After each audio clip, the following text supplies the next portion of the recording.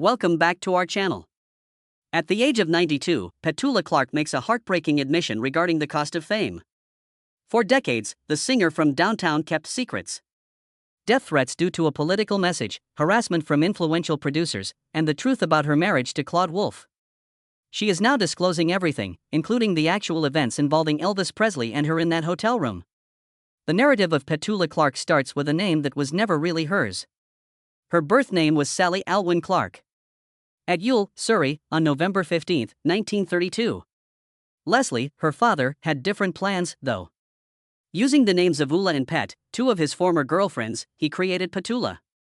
The name stayed even though her mother wasn't happy. Suddenly, her life had taken a turn before it had even started. She did not experience a childhood where she grew up with the same pals and stayed in one town. She spent a lot of time in Abercanade, a small mining town in Wales, with her grandparents when her parents were nurses. As the war broke out, the family continued to move around in an effort to avoid the bombardment. She was shaped by the continuous shift. Acquiring accents and adapting to different situations, she was unknowingly developing the abilities that would make her a performer. Her public singing debut was nearly too good to be true. There she was, standing among Welsh miners in a packed pub at the age of 7. When she opened her mouth to sing, the room fell silent, even though the voices were loud and the air was heavy with smoke. It was a small preview of what was to happen. But 1942 marked the true turning point. She and her father went to the underground Criterion Theatre in London when she was 9 years old to record a message for her uncle, who was stationed in North Africa. As part of a BBC program called It's All Yours, it was intended to be a straightforward radio broadcast. Then the air raid sirens sounded in the midst of it all. The shelter's occupants became nervous as explosions rumbled overhead. A diversion was needed by the show's producer. He inquired as to who would like to perform. Petula's hand went up. Her initial goal was to impersonate a well-known comedian. However, her father encouraged her to sing. In order to get to the microphone, she climbed onto a box and started singing Mighty Like a Rose. The room was filled with terror, yet her voice was firm and clear. The orchestra joined her in her singing. And the war outside was absent for a few seconds. Everything was altered by that one performance. Following the broadcast, listeners who wanted to hear more from this young girl with the heavenly voice wrote to the BBC in droves. She suddenly started appearing on the radio frequently. She gave hundreds of performances over the following 3 years, her voice becoming a consoling voice for a war-torn nation. By the age of 11, she was referred to as Shirley Temple in Britain. It was more than just her skill. It was the emotion she evoked. By imitating well-known vocalists like Sophie Tucker and Vera Lynn, she could move audiences to tears 1 minute and laughter the next. Her picture accompanied soldiers into combat. They saw her as more than just a vocalist. She represented home and all they were battling for. She didn't limit her performances to large theaters. She performed in hospitals, military camps, and bomb shelters. She performed more than 500 shows for the troops before the age of 12. Then the event that cemented her legacy arrived. A huge celebration was staged in Trafalgar Square in 1945 to mark the end of the European War. Thousands gathered, embracing, crying, and cheering. Petula Clark stood in the center of it all and sang.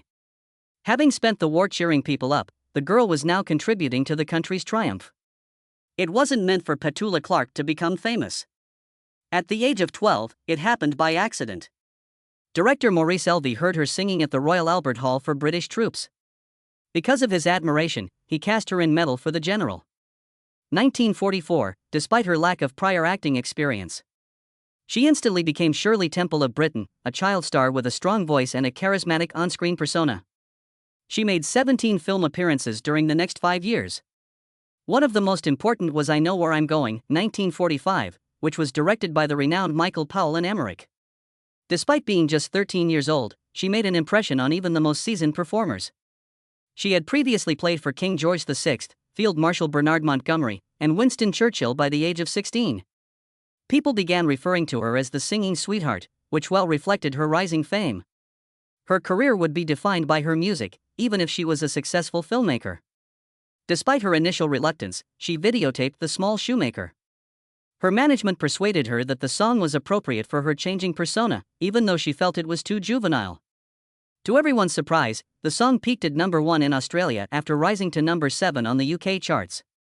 This was unprecedented at the time, since Clark became the first British female musician to ever reach the top of the Australian charts. The extent of the song's popularity was what further revolutionized it. In English, French, German, and Italian, she recorded it. An audacious step in a time when the majority of artists only used one language. The effect was enormous. She had performed at the exhibition ground in Newcastle, Australia, to a record-breaking 124,000 spectators by the end of 1954. The biggest crowd for any artist in the nation until then. Her bilingual career continued after that. Despite speaking no French, she managed to record her debut French song, Prince Mon Coeur, in 1957. Without understanding the meaning of the sounds, she learned it via phonetic memorization. Still, the song made it to the French top 10 thanks to her compelling performance. She was so proficient in the language by 1962 that she was awarded the Grand Prix du Disque Français for Chariot. In that same year, she simultaneously released 3 successful records, Romeo in English, Monsieur in German, and Chariot in French. That was something no other artist had ever done. Clark did more than simply translate her tunes. Each market had a completely separate track that she recorded. Singing in Italian, Spanish, and even Japanese, she approached each language as a fresh creative opportunity. In France alone, her French hit song A Twist had sold over 1 million copies by the middle of the 1960s. With the song Downtown, Tony Hatch performed at Petula Clark in 1964. While Clark wasn't really sure, he thought it might be a hit. The lyrics seemed too straightforward to her. Not in keeping with her style. Hatch refused to give up. He was certain that the music was unique.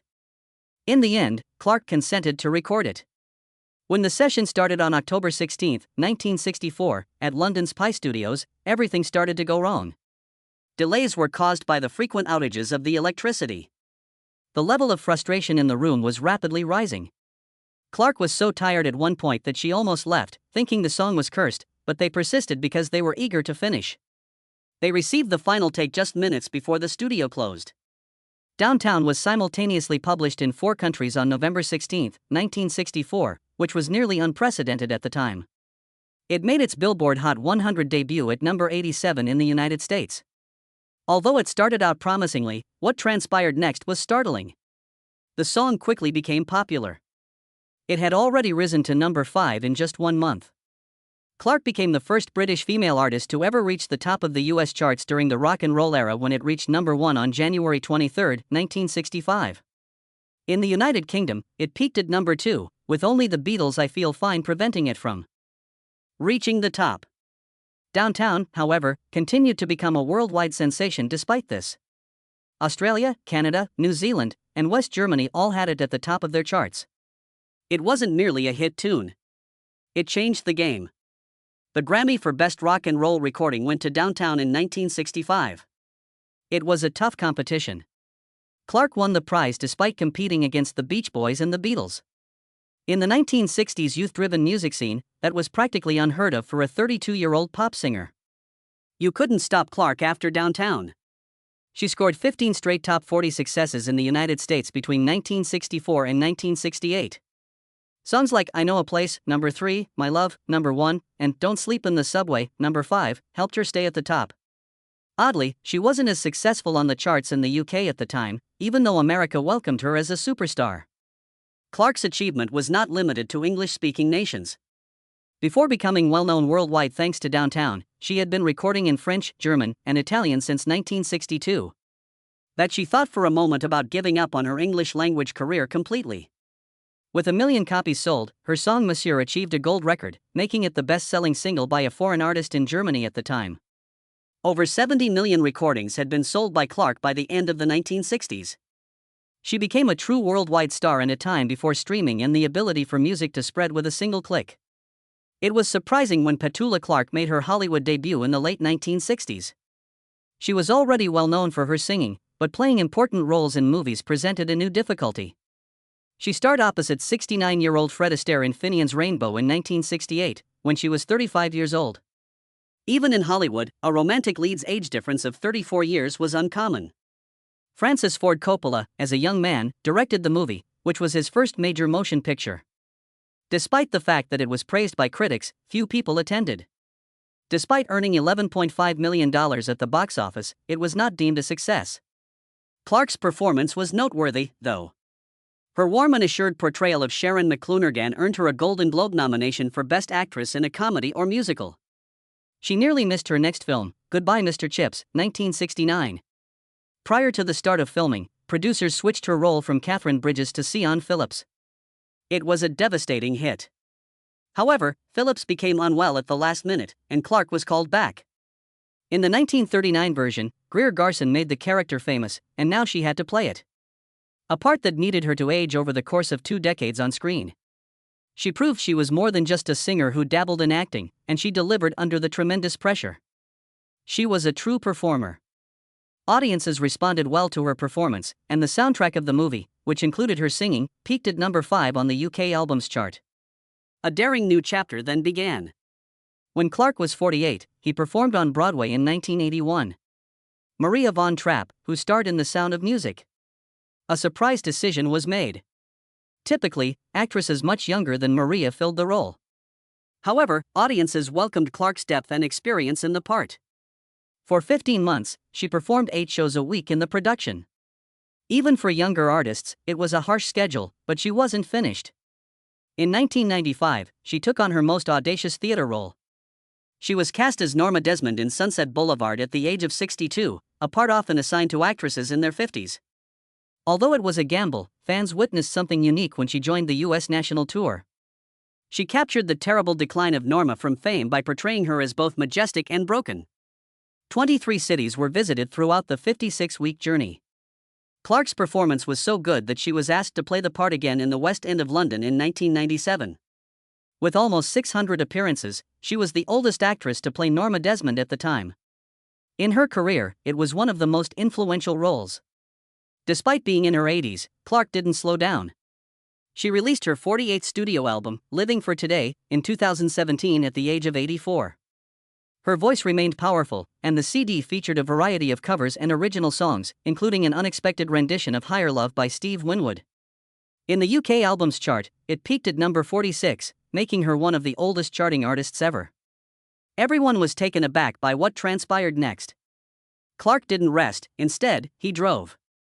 She started a 53-date US tour in 2018 at the age of 85, playing in places she hadn't been to since the 1960s.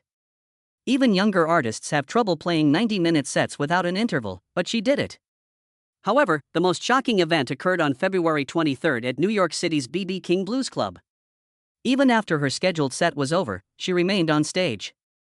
She remained for an additional half hour instead. The show went into midnight due to an impromptu jam session with the house band. On March 2, 1968, while filming her NBC special, Petula Clark did something that had never been seen on American television. As she and Harry Belafonte performed on The Path of Glory, she extended her hand and touched his forearm.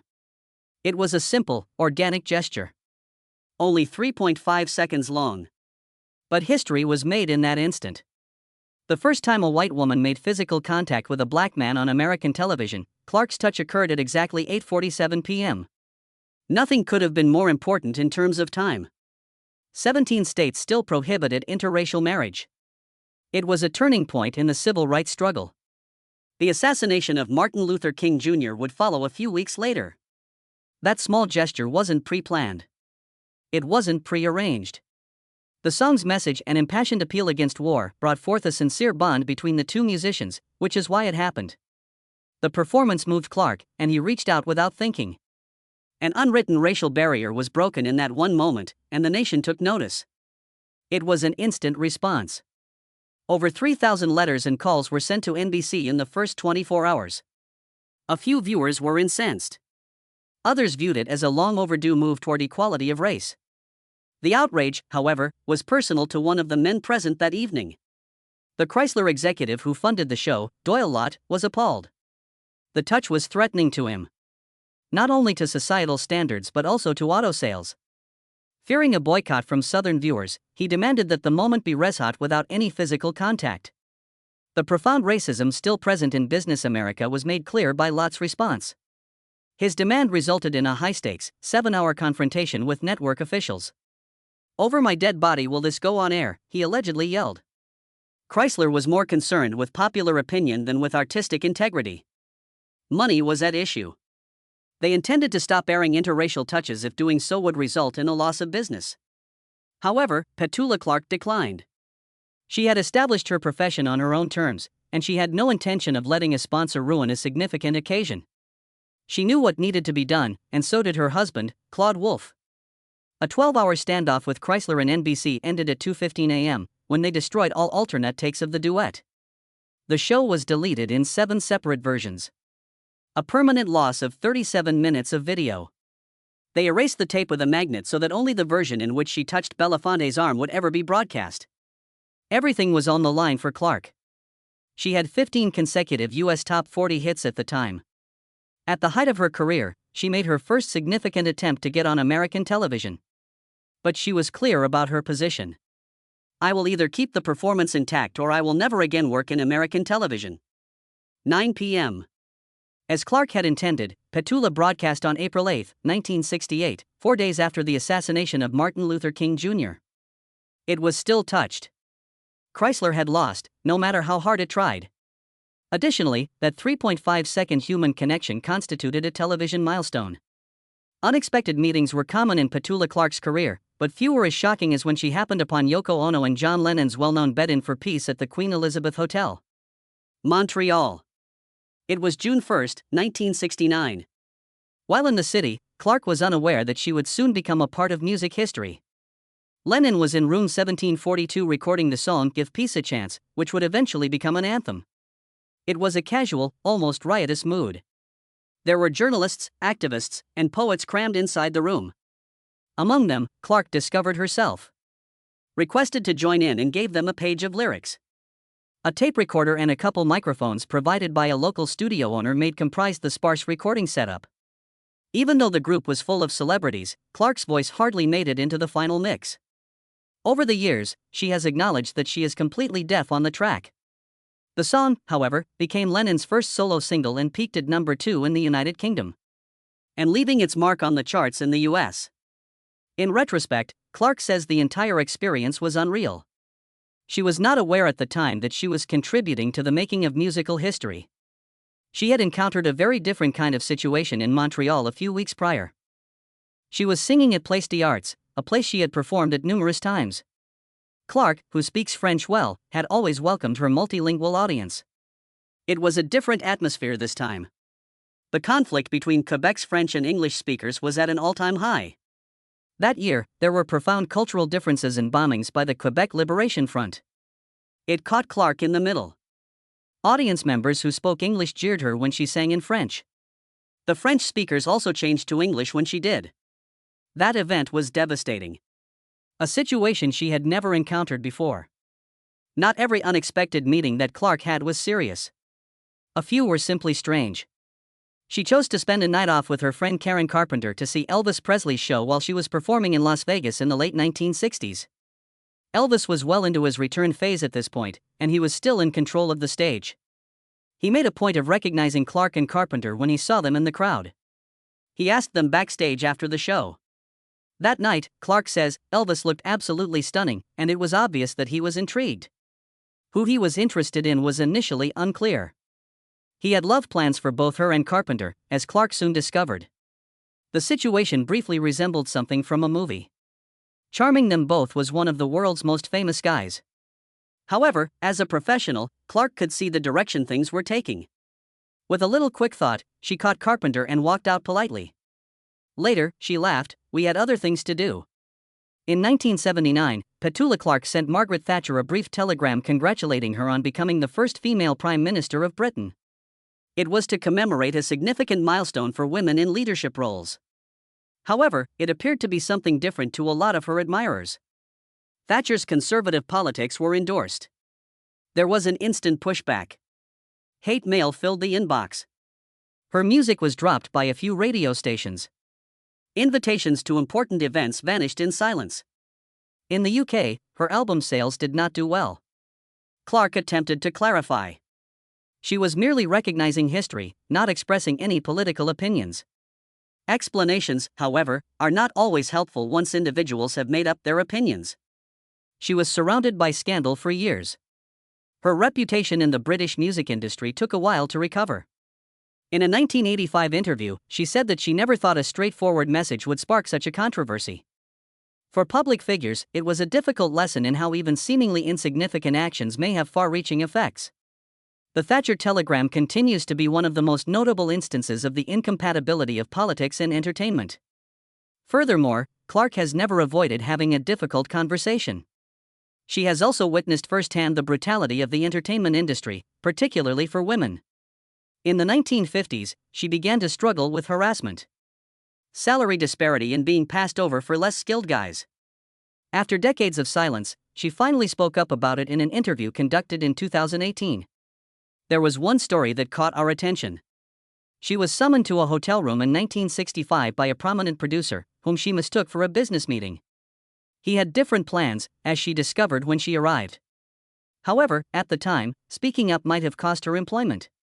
Women in entertainment had to either keep quiet or risk everything. The inequity extended beyond harassment. She was often paid less than male painters, even ones with less experience, Clark disclosed. She was denied opportunities and told to be quiet and look nice. Men were just assumed to be in command. Well, she said, that was considered career suicide to challenge. However, Clark became increasingly outspoken as times changed. She has been vocal in interviews, written op-eds, and appeared in films against sexism in the industry, supporting organizations such as Time's Up and the Me Too campaign in recent years. She was clear about one thing in 2020. Though we must continue to be attentive, it is encouraging to see improvement.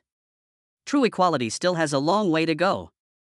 The romance between Petula Clark and Claude Wolff began at once. She met him in 1961 to talk about her French music career at Vogue Records. He was a publicist from France, and she was 29. They were married before the year was out, and their romance progressed quickly. Eventually, they had 3 kids. In 1961, Barbara, in 1963, Catherine, and in 1972, Patrick. Their marriage appeared stable for many years. Fans viewed them as a long-lasting pair in a field where partnerships were rarely successful. However, Clark made a startling discovery in 2013. She acknowledged that, after 52 years of marriage, she and Wolff were no longer romantically involved. They never got divorced, but they no longer lived together as husband and wife. They developed a different form of relationship instead, continuing to live separate lives but being legally married. This was made extra stranger by the fact that Wolff was still Clark's manager. Their working connection did not end. Right up till the end, Wolff kept running her career. Clark was distraught when the 93-year-old died on March 20, 2024. She said she was at a loss for words and described her sadness as overpowering in a touching Facebook post. Over the course of their 63-year marriage, their passion turned into a close, unexpected collaboration. They remained connected even in the absence of passion. Her marriage was altered by her job, but not only that. And it affected her kids. Clark has publicly discussed the remorse she feels as a mother. She aspired to be a wife, a successful performer, and a loving parent all at once. It required difficult decisions. In order to spend as much time as possible with her children, she would leave her Geneva, Switzerland home at the last minute for her Las Vegas gigs. However, that left her feeling worn out. She would come in the United States and take the stage with little time to get used to her surroundings. After her performance, she would take the first flight back to Geneva rather than socializing or unwinding. She became exhausted by this pace and eventually realized that her work and family had suffered as a result. She acknowledged, "I believe my family and my performances suffered." Even though her kids tell her she was a good mother, she still feels guilty. "I still feel bad about not being a good mother, and I probably will." Among Petula Clark's many accomplishments, her work as a songwriter is one of the most underappreciated. She was admitted into the Songwriters Hall of Fame in 1998, not just as a performer but also as a composer. Throughout her career, Clark wrote a number of songs, including a duet with Harry Belafonte Against War, which many fans may not be aware of. Bold, controversial, and far ahead of its time, that performance was. Writing and singing weren't the only things that brought her success. One of the world's best-selling artists was Clark. She received the Minim Award in 1966 for having the largest European sales of any artist from Europe. She triumphed once more the following year. This time for having the most sales of any female artist worldwide. She was nominated with some of Hollywood's biggest celebrities for a Golden Globe in 1968 for Best Actress in a Musical for Fenian's Rainbow. Her performance on stage was equally stunning. For her parts in Mary Poppins, Blood Brothers, Sunset Boulevard, and The Sound of Music, she was nominated for a BAFTA. Both is rare for an artist to be able to do both theater and music well, but Clark did both with ease.